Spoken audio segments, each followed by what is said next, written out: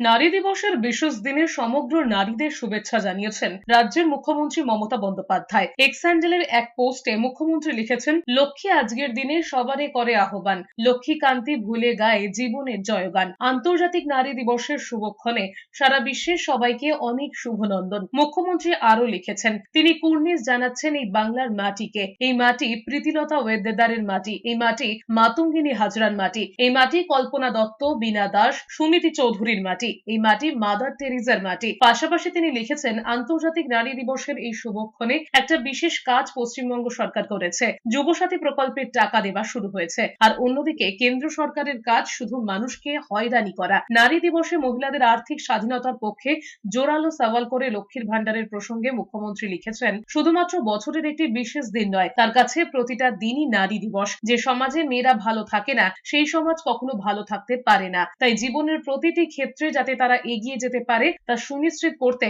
সরকার প্রথম দিন থেকে অনেকগুলি যুগান্তকারী কর্মসূচি নিয়েছে।